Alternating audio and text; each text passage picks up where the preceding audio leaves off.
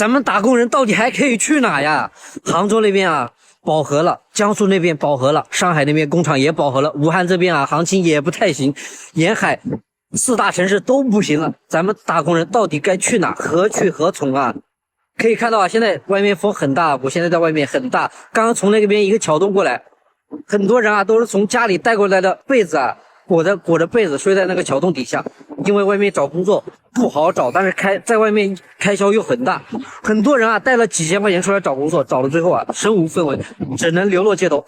目前，中国有很大一群大学毕业生正在面临找不到工作的崩溃窘境。3月9号，中国人力资源和社会保障部部长王小平在中共两会上表示，今年高校毕业生有1222万人，脱贫人口务工规模需要保持在3000万以上。这个数字也显示，中国今年的毕业生所面临的就业求职压力将会更大。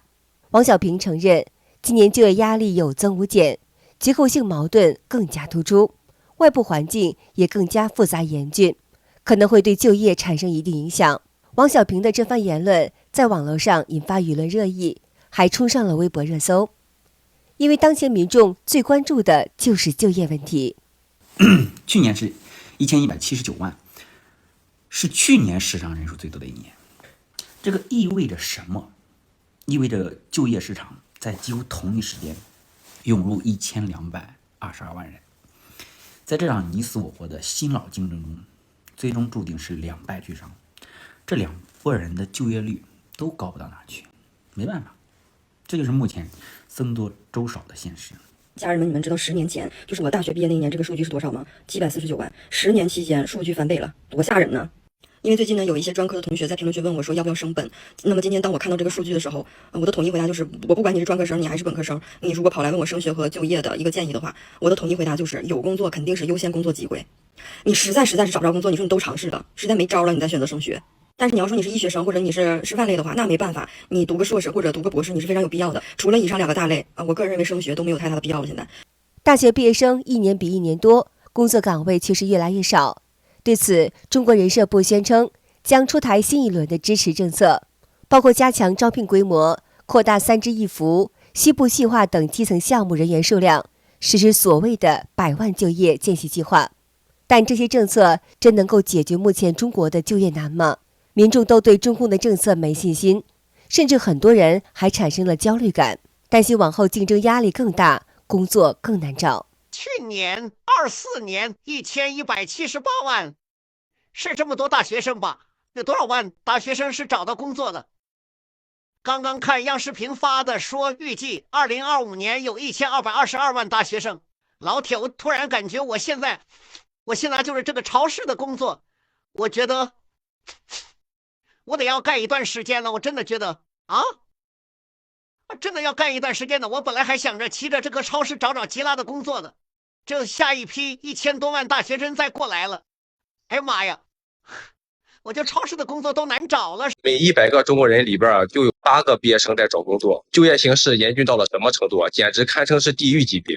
当1000多万大学生涌出校门的时候，你知道现在还有多少人找不到工作吗？我不是在咱东营这边做贷款吗？就拿我所在的东营地区来说，可能随便大街上的一位外卖小哥摘下头盔来啊，没准也是本科研究生学历。这可绝对不是我在危言耸听。曾经很多初入职场的年轻人啊，满怀雄心壮志，想着要去整顿职场，去打破职场那些不合理的规则。可现实啊，却给了我们正负一方。1200万的大学生，100多万的博士和硕士，几百万的中专技校，还有那些大厂中小企业，今年裁员裁了几百万，千万人等待着就业，还没有算那些灵活用工。中国刚刚送走了廉价的农民工，却迎来了大量的廉价的大学生。现在月薪3000，你可能招不到农民工，但是可以找到一群的大学生。更可怕的是，这群大学生就是当年那群农民工的孩子，他们辛苦一辈子供养出来的大学生，毕业之后有可能还不如他们当年的自己。时事评论人士蔡胜坤对自由亚洲电台表示，目前中国的就业问题已成为全国性的难题。他认为，目前中国年轻人失业率至少达到了40%，远远高出官方统计的10几个百分点。即使中共政府再号召年轻人到基层或农村发展，也无法解决目前就业难的问题。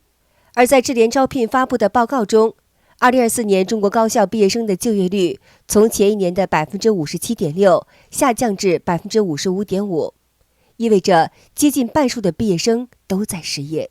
是安徽的，安徽一个农村的，我妈是一位农民工，我拿着我妈辛苦一辈子的血汗钱，完成了普通本科的学业，最后我发现连一份体面的工作都找不到。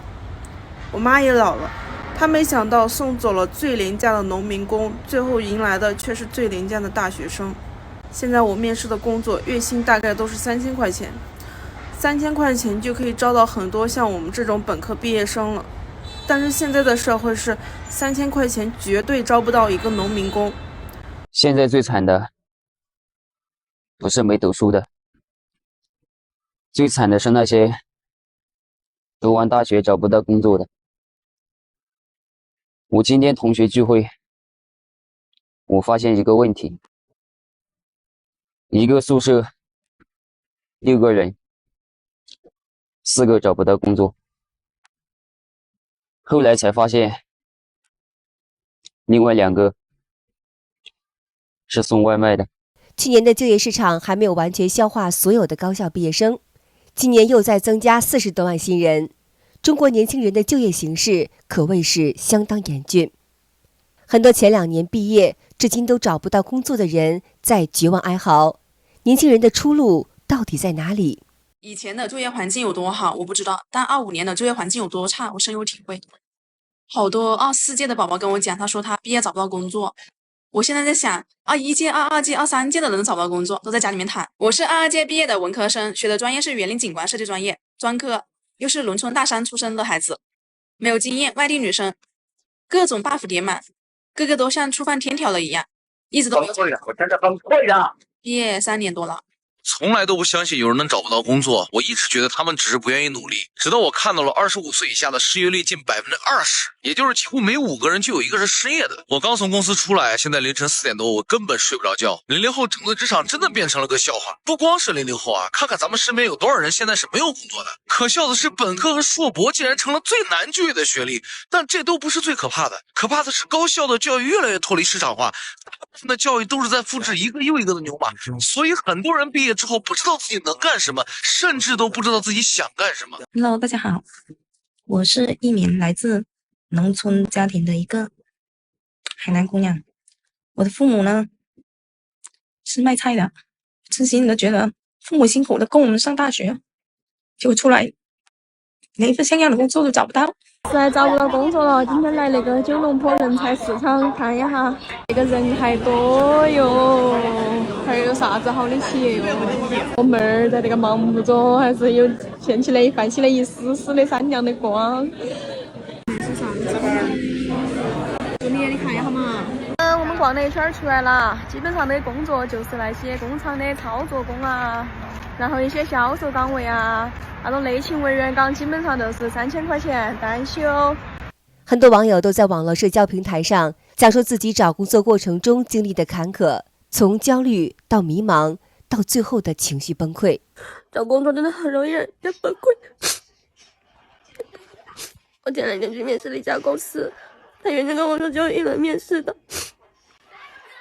这个不仅 HR 面试 ，HR 面完试还要那个外贸主管面试，然后我回来，他跟我说等通知，结果他又让我今天去再去面试一下，说他们老板要再面一下，我今天下午就去面试了，结果那个老板问了我50-60个问题，而且问的都很细的问题，他们都会说我没有用，把我说的出口不如，甚至他们不知道我工作真的很压抑，他们不知道老板骂的话有多脏，也不知道那些同事有多么的刁蛮，只会一味的指责我。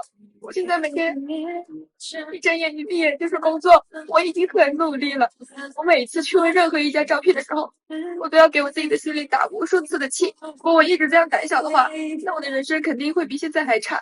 大学生就业是1年比1年难了，烂尾娃也成为了中国社交媒体的网络流行语。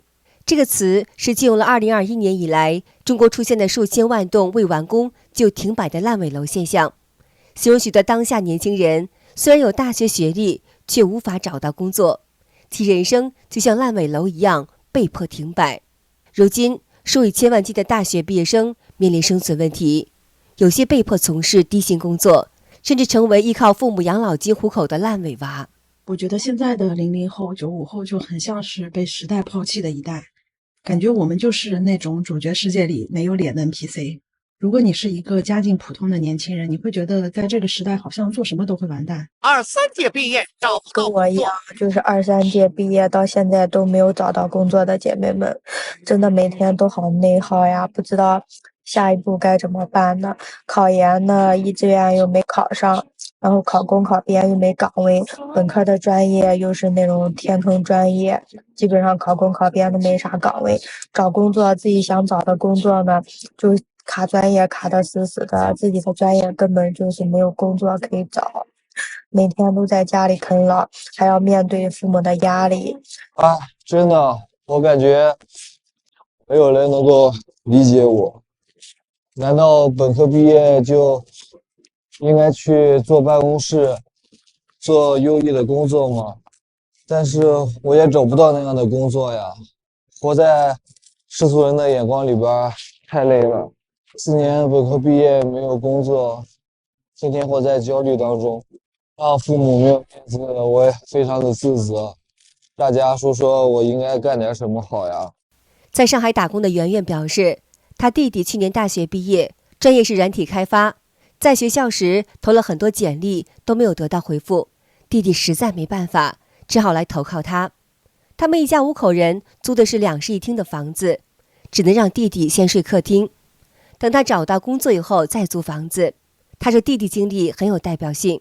安徽80后博主糯米也曾发表视频在大街上失声痛哭，生活太难。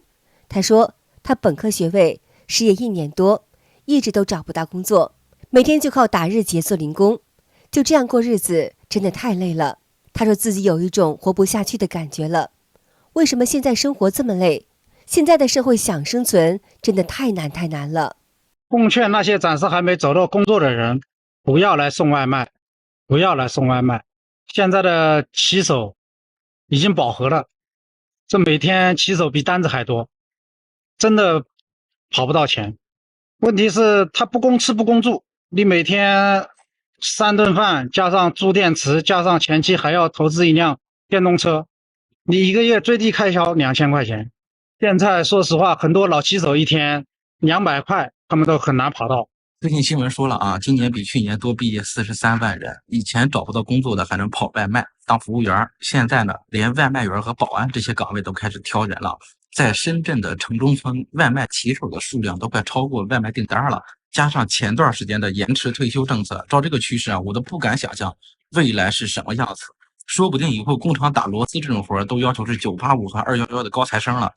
好的，今天就和大家聊到这儿了，请您记得点赞、订阅、留言，并且分享给您的朋友们。